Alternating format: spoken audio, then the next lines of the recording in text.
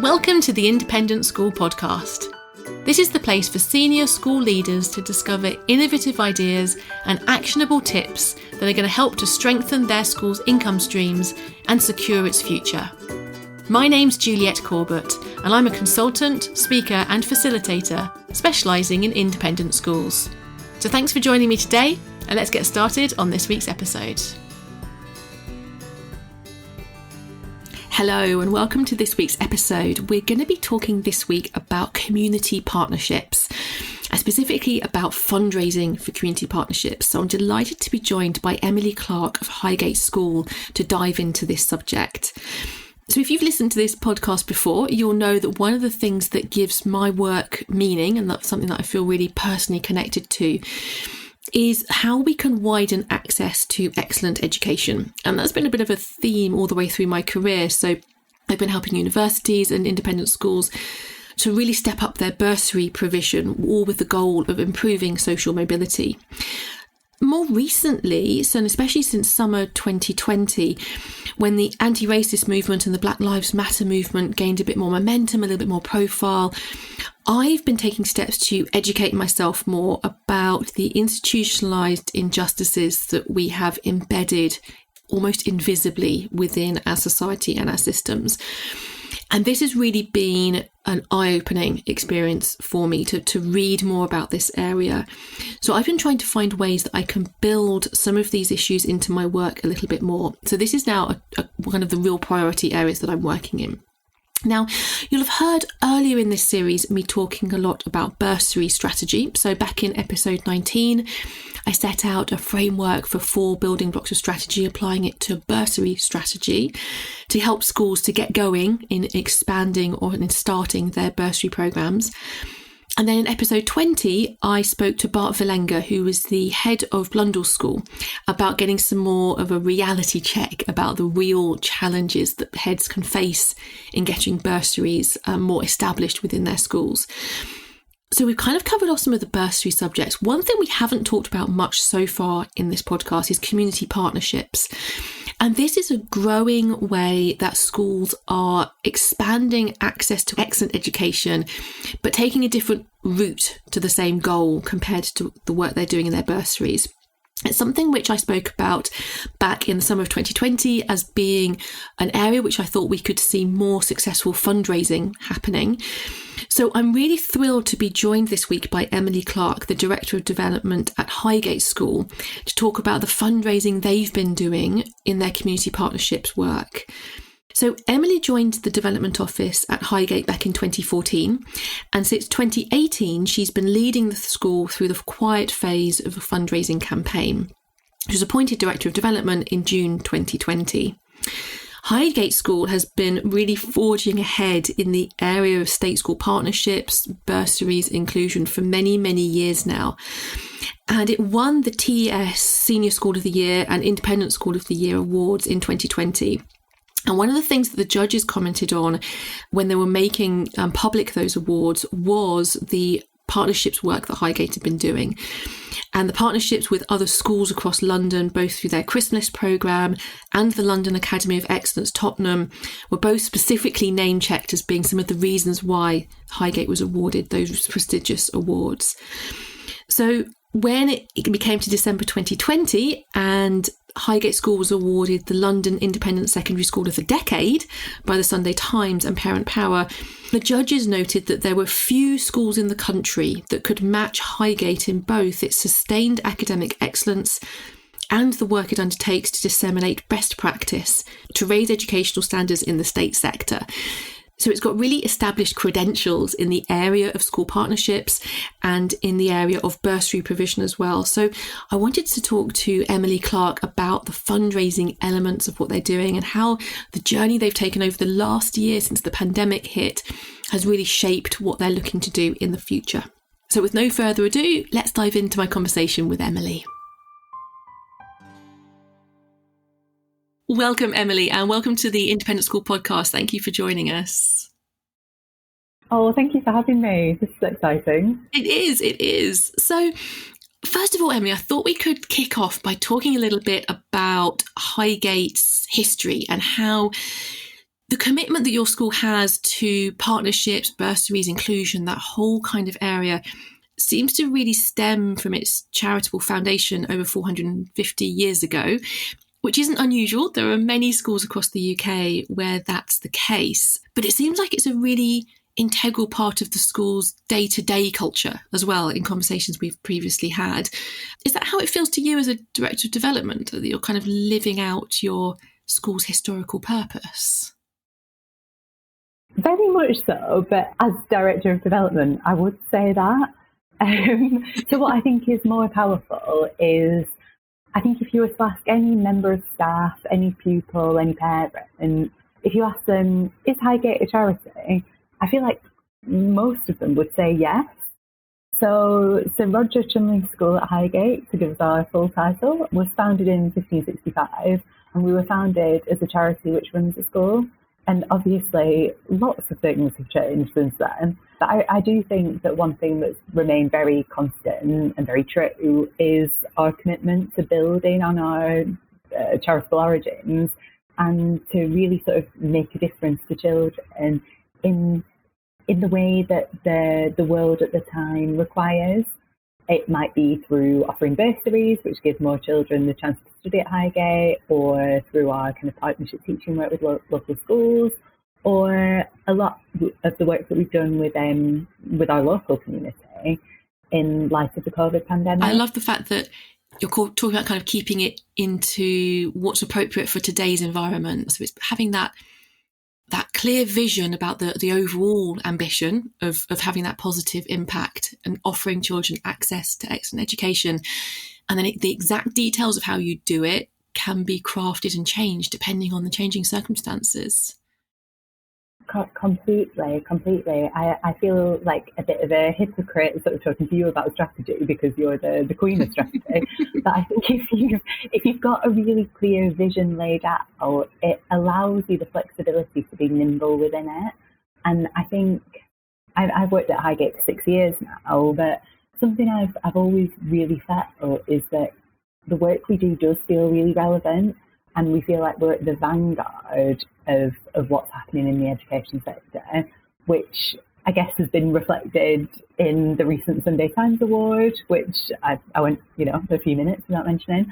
But on a more sort of serious point, it really has been reflected in the past year and our response to the COVID pandemic. It's different to what we've ever done before, but it feels really true to the sort of school and the sort of charity that we are. And I think some of it is about authenticity, and kind of if it feels wrong, perhaps it is, and if it feels right, it probably is. And it really is just kind of building on what's gone before it. So the work that we've done with our community in the past year or so has only been made possible because we've had really good links with our community in the years before that. I think I often say this. I don't think anyone would design the school system again the way it is at the moment. I think if we were starting from fresh, we wouldn't replicate it as it is. But one of the things that I love about working at Highgate is that I think it really shows the strengths of the partnership and sort of like what can come together when the independent sector and the state sector have those relationships and can work really effectively as partners. Yeah, and throughout the work that I have done over the years with independent schools, there is a genuine root of authentic passion and belief that this needs to be improved. As you say, you wouldn't design it the way it is designed. This is kind of where we are. And so in order to change and make social mobility more possible, to have a positive impact on society, what is it that we can do? And we've talked in the sector a lot about bursaries in the past, and that's obviously very important, and previous episodes in this podcast have focused on that. But I'd really like to talk a little bit more about the community partnerships, because I know this is one of the areas where Highgate gets frequently commended in these sorts of awards that you've received for this partnership work. So you've got the Chrysalis Programme and the London Academy of Excellence in Tottenham. I'd love for you to just share with us a little bit more about what those projects involve. This is one of my absolute favourite things to talk about, so you'll have to I don't know, mute my microphone when I've been going on too long. But yes, starting with Chrysalis. So for the last decade, much of our charitable work has come through our Chrysalis Partnership Programme. And it started as a summer school for local year 12s. And over the years, it's grown into a year-round programme involving over 50 local, state and state primary and secondary schools. I find the numbers so sort of bamboozling, but before when I was kind of preparing for this, I was having a look, and over 3,500 children have interacted with Highgate's partnership work in the past year alone. And this takes loads of different forms. It's either academic enrichment, university preparation, or sort of the softer side, kind of developing skills for resilience, for employability. And even though all the different activities are diverse, the aim of Chrysalis is always the same. We want to inspire children to go on to study at the next level. So whether that's getting a pupil in year 6 really inspired about going to high school and being able to do, maths 5 times a week and just feeling really excited about that, or whether it's showing a 16-year-old who has the potential to do so, that they could go to university and be the first in their family to do that. I absolutely love Chrysalis because I just think it really illustrates how committed Highgate is to social justice, social mobility. Year on year, you just see the results of it because you see how much the children that we work with sort of thrive with this setup. And as an extension of this, we became the primary educational sponsor of the London Academy of Excellence in Tottenham in 2017. And this is as a direct result of our kind of recognised experience in the state independent partnership sector. So LAT has 2 lead sponsors. Tottenham Hotspur is the lead business sponsor, and we are the lead education sponsor. And the school itself is located in an absolutely amazing building, which is right next door to the Spurs Stadium. It's such an amazing place. LAT receives government funding, but a lot of the opportunities that are available to the students, things like being able to take 4 A-levels, being taught in smaller classes, a full co-curricular programme, mental health support, are only possible thanks to the support of the sponsors and of donors who support the school as well. And it's located in a community where opportunities like this aren't commonplace. So Northumberland Park, which is where the school is located, is actually one of the country's 2% poorest boroughs. And sometimes I do just think statistics are so hard hitting. At the moment in Tottenham, 45% of working age people are unemployed or furloughed. 51% of LAT students receive free school meals. And before the school opened, only 1% of children from Tottenham were going on to Russell Group universities. I must have said that statistic and read that statistic so many times, and it just shocks me every time. And I think it makes the work we do at LAT so satisfying because, again, you can really see the results. So last year's year 13s, despite all the disruption that every year 13 in the country had last year, achieved amazing things, and 74% of them got A star to B in their A-levels, and more than 2/3 went off to Russell Group universities. So it really, really shows like what fantastic things can be given when opportunity is provided. Absolutely. And you're right, those statistics, I mean, often we're bamboozled by statistics all day, and most of the time my brain just switches off from them, to be totally honest. But I think it's when you actually think about not just the statistics, when you think about the lives and the families that are living those statistics, those statistics emerge from a lived experience, which is not something which I am particularly familiar with on a personal basis. And I think that's probably true of many in the independent school sector. It's not something that we're necessarily seeing on a regular basis as a lived experience in our own lives. And so really taking the time to think about what those statistics mean and how that connects through to that authenticity of purpose, that vision of our own personal why. Why do we do this kind of work? Why are we here to help children? Well, it really becomes a powerful motivator for people to want to make change.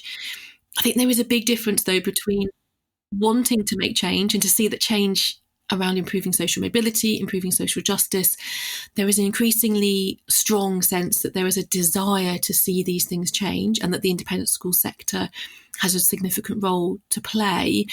I think then there's a little bit of a gap between that belief and that knowing what you want to do and then actually doing it. And so I think it's particularly impressive for Highgate that you are able to showcase to others what works. I'm sure there are some things that you tried that didn't work, that actually you wouldn't recommend other people take certain routes. But I'd be really interested to hear about the journey that you've gone on with your fundraising, perhaps specifically during the pandemic, and how you've adjusted that fundraising in order to serve what is simultaneously a massively increased need in this area, alongside new challenges that we're facing with regards to securing support from donors who potentially are feeling the pinch in terms of the economy, in terms of uncertainty. Yeah, completely. So like many of us, I think, I was so nervous in March and April about what the sort of coming period would look like for Highgate as a charity. But I think, again, probably like many of us, I realised really quickly that instead of a moment where charities should, feel nervous and feel like it's going to be difficult, it's a moment for charities to step up and think it is going to be difficult, but that's why we're here. We're here when times are tough. And I think it's, as I sort of mentioned right at the beginning of the podcast, it's been really satisfying to see what a difference we can make in line with kind of our current vision by reframing our plans. So something that we always say at Highgate is that we're always led by the need. So we always follow the needs of our community. And it was us that they came to when they needed support in the first few weeks of the first lockdown. And we were actually contacted by numerous people asking for help. So this could be kind of local schools, local individuals, local groups. And we were also contacted by lots of people wanting to help. So this is something that I remember feeling personally at the start of the first lockdown. I felt like my life hadn't been impacted as much as some people's had. I really wanted to sort of do something. So at Highgate, to coordinate, these two sides, we formed Highgate is Here, which was a sort of overarching umbrella to coordinate our efforts, to maximise our impact, and to make sure our response was in line with our objectives.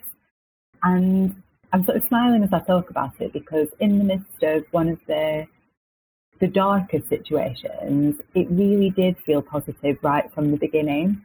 So in our kind of like very crisis response phase, we did feel like we were able to make an impact quickly for those who really needed it. So within the first sort of month or two, we'd raised £70,000 for digital access.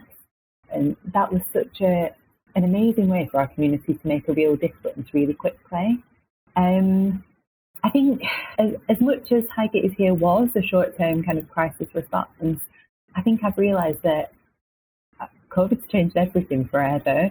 And Highgate is Here is now just the way we're going to do things as a charity, because it allows us the breadth to make an impact in the way that the community needs, whilst also, I'm like a broken record, but kind of staying true to our objectives, which are to provide an education and to provide relief of the poor. So the needs that have really come to the fore through Highgate is Here have become what we call the 5 pillars of Highgate is Here. So they're the mental health and well-being, they're continuing digital access, they're expanding our Chrysalis programme, and they're moving outside the kind of purely academic to make sure that we're reaching children of all backgrounds. And it's extending our bursary programme by offering bursaries in our junior school for the first time. I think there's no way in which you can say that COVID has been an opportunity, but I think it's allowed us to be a bit more confident about who we are as a charity and to, really actively say that. And I think that's why I kind of started the beginning of this podcast saying now in 2021, there'd be few people in the Highgate community who didn't realise we were a charity and weren't able to say something about that. And as a fundraiser, or someone who has, worked in a development office for a while, that's a really good feeling, because it feels like a virtuous circle. The more people who know, the more people who are on board, the more impact we're going to be able to make, and the more we're going to be able to do. So it's been really interesting as a fundraiser as well to see how this has really galvanised supporters and potential supporters, because there's no hiding from the need anymore. I think, I don't know, in other years it is quite easy just to sort of, not pay attention to things. But in the past few months, that just hasn't been possible. And that has, people that I've been speaking to, prospects that I've been speaking to for years, really have been galvanised. And many people have made pledges that I've been hoping that they might make for ages. It's been this year that they've chosen to do it. And it really is brilliant to kind of see respected, significant philanthropists choosing to sort of, actualise their vision through Highgate. And I think the greatest demonstration of this has been Chrysalis. Current donor has pledged a ring-fence gift of £3 million to fund the expansion of the Chrysalis Partnership teaching model in Tottenham's local area. So Highgate works in the west of the borough of Haringey and Tottenham works in the east. So this project's going to be called Chrysalis East, and it's going to pretty much exactly follow the model that Highgate has employed in the west in order to raise ambitions, aspiration and outcome of local students who, many of whom have the potential to be studying somewhere at LUT, eventually going off to Russell Group universities and, benefiting their community in the long run, but just at the moment aren't able to do that. And this is something that we feel really excited about, because it's really powerful long-term change coming out of the immediate impact of COVID. This donor realised that he could make a difference in this area, and this was the time that he chose to do it. And it really is brilliant to see something so good come out of something so bad. Absolutely. And I think it's very easy to fall into the assumption that, everybody's suffering at the moment, so there's no point fundraising. I think most schools have overcome that now, but back in the very early days of the pandemic, there was a lot of kind of discussion. Should we be fundraising? Should we stop fundraising? What's the right approach to take? And I think what we've seen since that time is the schools that have continued to authentically put together a case for support that responds to the current needs, that have continued to engage with donors in developing those relationships and deepening those relationships, and have authentically responded, because some of those donors have been, negatively impacted either economically or for health reasons. And so for some people, it's not right that you continue a potential major gift conversation at this time, but by being authentic and by communicating, I think many schools have found that there are donors out there who are engaged in what they're doing and want to support, want to have the opportunity to make a transformation through their philanthropic donation, just as you found in response to the Chrysalis East project. I'm interested to hear a little bit more about the different types of fundraising you've been using. So I know you've continued with the kind of major gifts relationships, but you've also been doing some mass fundraising, so some challenge events and things like that. Yeah, we've done a couple. I think in part because we really recognise that lots of people in our community did want to get involved and wanted to do something, and we wanted to allow them the opportunity to do that.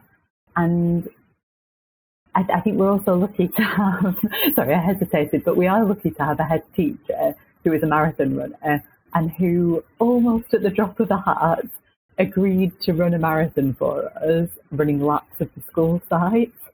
It really galvanised people, because it was at that time in the first lockdown when we were only allowed out one time a day for exercise, and we were all sick to death of our local park and wanting to do something that, helped those who were suffering more than we did but didn't quite know what to do. As I said earlier, we raised £70,000 with that challenge because people felt so inspired by the outcome. We all understood the benefit of having a laptop, and we all understood that our £50 would really do something to help there. And I think that's one of the best examples that I've seen at Highgate and elsewhere of like real community participation, because we really did have, gifts of £15,000 and gifts of £5. All the noise and all the awareness that this fundraiser generated, and the fact that people are now talking about digital poverty and inequality in a way that we weren't 10 months ago. And we sort of built on the success of that first fundraiser to hold another one in November. And again, it involved Adam Pettit running a marathon, this time from Highgate to Tottenham, which is it's actually only 4 miles, so he could have made his life a lot easier. But he ran a kind of a circuit that took 26 miles.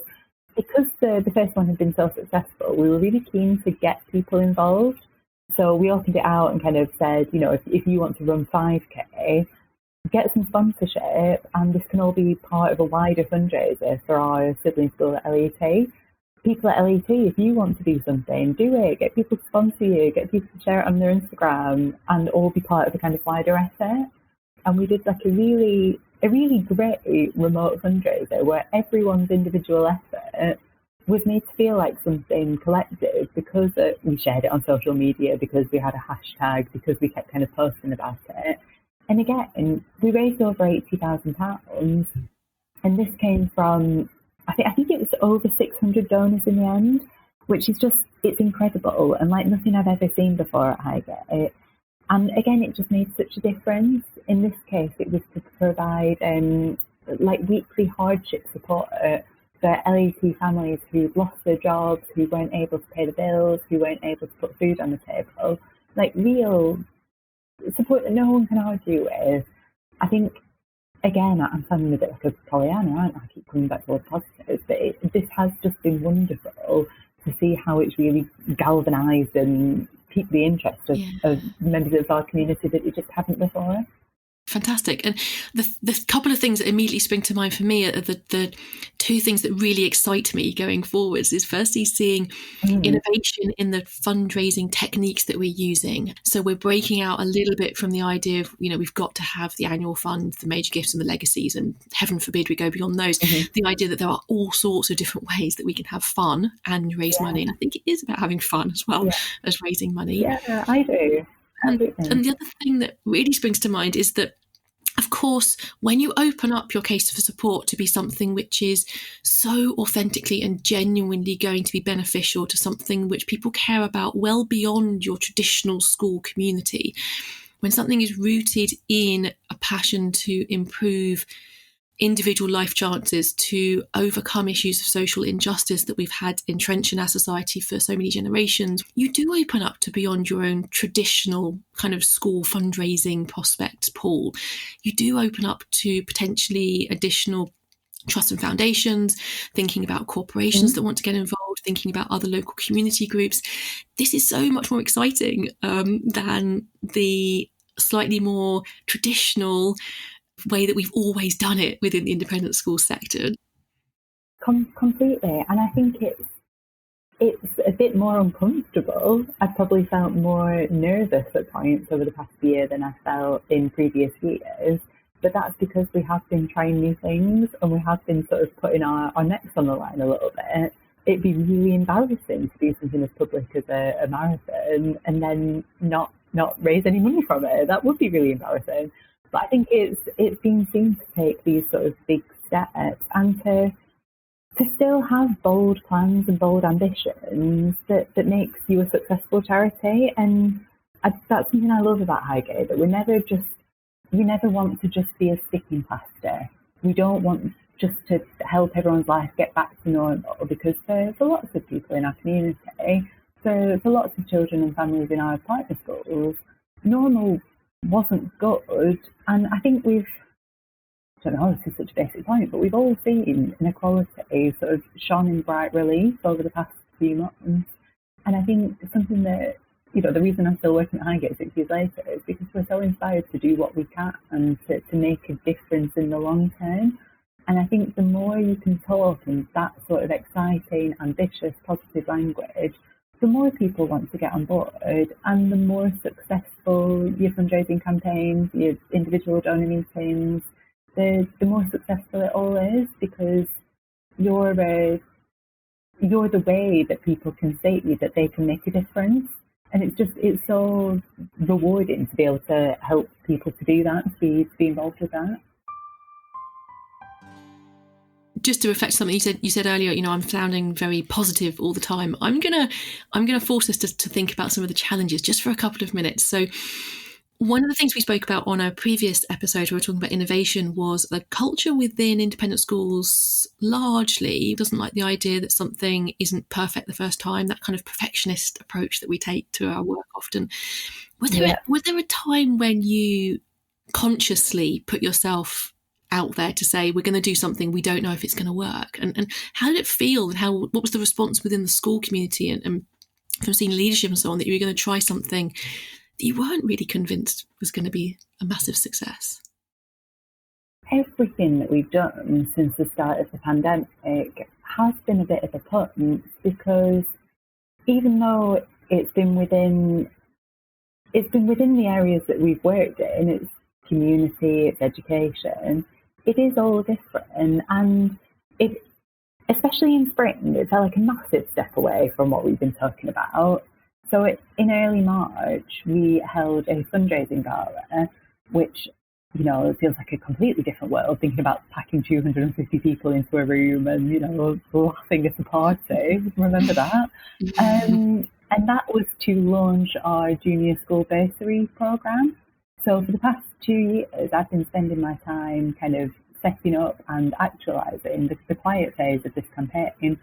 And we've raised something like 2.4 million from individual pledges, which gave us the confidence that the time was now for the launch at the gala. And then almost immediately, we had to pivot away from that, because in spring last year, it just didn't feel appropriate to be doing long-term bursary fundraising when there was so much short-term need on our doorstep. And that was a really difficult decision, and that felt like it could have definitely been the wrong one. Like, there's a complete alternate universe where I can see Highgate is here sort of failing, because people say, well, what about bursaries? That's all you've been talking about for the past couple of years. Why has this all changed? Are you just getting on a bandwagon? I can see how that could have happened had we been a different sort of school, and had we not had the Chrysalis programme, and had we not had LET, and had we not been doing this work alongside the preparatory bursary work that we've been doing. So that feels like a bit of a politician's answer, because I've started talking about a failure and spun it back to a success. But it really did feel like this could be very much the wrong thing to do. But I guess in our guts, there was enough telling us to go with it. And you mentioned earlier that the authenticity, if it feels right, if you've got a strong enough shared why, that shared vision as to why does it matter, why is it what you're doing is really something you're feeling passionate about. If that shared why is confident enough in it, and it feels like the right thing to do for yourself and a couple of key people that you're confiding in and making the decision with, then it's worth taking the risk. It's worth thinking about, okay, let's do something new, let's do something different, see how it goes, because it's rooted still in that shared vision. So what are your plans going forward? You're kind of thinking more a little bit about bursaries again? So again, every period feels new and interesting, and it feels like we've very much moved away from the sort of short-term crisis response. And at LET and at Highgate, I think we've been looking at all these problems which have been exposed, and how we can really make an impact for the next generation of students. So the way that Highgate will do this is by introducing more bursary places. And we're going to introduce these bursary places for the first time in our history in our junior school. So these will be bursaries for children aged 7 instead of currently at aged 11. So we've got about 90 pupils currently at the school who receive bursary places, and these are mostly transformational 100% bursaries. And we've got more than a decade of alumni before them, former bursary recipients who have gone on to fantastic careers and amazing universities. So we've really seen that the programme works, not just for the individuals, but I think every child at an independent school benefits from growing up in a diverse atmosphere. So as well as bursaries benefiting the individual recipient, it really does benefit the entire classroom. We really want to make that true in the junior school as well, so that children are growing up, from age 7, seeing difference as a positive thing. So we're doing the sort of preparatory work at the moment to make sure that these bursaries benefit the individual recipients in the way that we want them to. There's all sorts of things to think about with 7-year-old recipients. Their parents have to drop them off and pick them up, so they need to live quite local to the school, or we need to provide kind of outside school hours support if the parents are working. Things like accessibility for the interviews, to make sure that if English isn't the family's first language, they're not prejudiced in the application process, to make sure that we're looking for potential, not just preparedness, and to make sure that the introduction of these places is a really exciting, positive thing that's handled sensitively by the entire community. So we've already raised about £750,000 towards introducing junior school bursary places, and that comes on top of what we raised in the quiet phase of the campaign before COVID. And we want to, we want to introduce a range of different awards. So they're not all going to be 100% transformational places, because we want to make sure that Highgate is representative. So we're going to be offering some 50% bursaries, which again is really different to what we're doing at the moment. I think it's, it is just so exciting to be able to offer these places to 7-year-olds of different backgrounds. Yeah, I can't wait. Fantastic. And so much of what you've talked about there is echoing back to previous conversations on the podcast about bursary strategy and some of these choices around, as you say, transformational versus squeezed middle bursaries. Obviously, it's not a either or, but how do you balance that? How do you balance the different age groups you're bringing people in at for different year groups? All of these decisions need to be made at a really strategic level. So it's fascinating to hear the choices that you've made at Highgate. So it's really clear to me that Highgate's really leading the way in so many of these different areas, and some of the figures that you shared with us with regards to amounts raised, number of bursary pupils, and the impact that it's having are really impressive and really inspirational. There might be some heads, governors, senior leaders, director of development listening who perhaps haven't had as long to get these sorts of things sorted as you've been doing these activities in Highgate, might be feeling a little bit overwhelmed, like this is a great example, but we're going to be nowhere near that yet. Do you have any advice for where people could start, especially on the fundraising side, in terms of thinking about their community partnerships or their bursary programs, if they're a little bit earlier on the journey? I found being a fundraiser so much easier once I'd actually experienced what the Partnership Teaching Programme does, which again sounds like the most basic point in the world. But I'll be honest, for a couple of years I was talking about something and I could trot out quite a good kind of, script about the difference that partnership teaching made, but I hadn't actually seen it. I didn't actually have the sort of, personal anecdotes. So I think once I started to be a bit more honest about the fact that I just didn't know enough about this. And I asked colleagues if I could join them and kind of watch how it worked, and could I go and visit a local primary school, and could I just kind of see what a summer school was like. Then all of a sudden, it got so much easier to talk about inspirationally. Things that individual students have said to me just really stick with me. So I remember a girl saying to me once, I knew I had to come to this school because I'd never seen the word excellence and Tottenham in the same sentence. And I feel like that is a more pithy way of describing what the school's doing in the area that it's located in than the we as fundraisers could ever come up with. So just really expose yourself and immerse yourself in the work that your school's doing. And that will make it so much easier to have fundraising meetings where you really can kind of inspire. A little bit more advice, which I think we all need to hear. I think probably, be a bit kinder to yourself. You're going to be your own harshest critic, aren't you? We all think we should be doing better and should be doing more. It's universal. Fantastic advice. I know when I first started working at the very first school I worked in, and I was in a director of development position, and it was when I started doing that, then, as you say, all of a sudden you can speak with genuine, authentic passion for these things in a way which was writing something abstract at your desk is never going to be quite as effective. And yes, and being kind on yourself. You can't do everything. Prioritising the things that are going to make a difference is the way to go. Thank you so much, Emily. It's fantastic to share this time with you and to hear all about Highgate's journey, not only establishing itself within this area of school partnerships and bursaries pre-pandemic, but also to have a really honest conversation with you about how it felt in those early days to pivot and adjust your fundraising. And I wish you all the best of luck as we go through the next year. So 2021 is going to throw a few more surprises our way, I imagine. So thank you so much for joining us, Emily. Thank you. Bye. So that's it for today, and thanks for listening to the Independent School Podcast.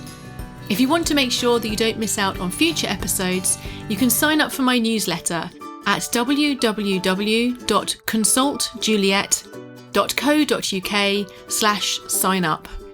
There you can also explore the various ways that I help independent schools to strengthen their income streams and secure their future. Fantastic. See you next time then.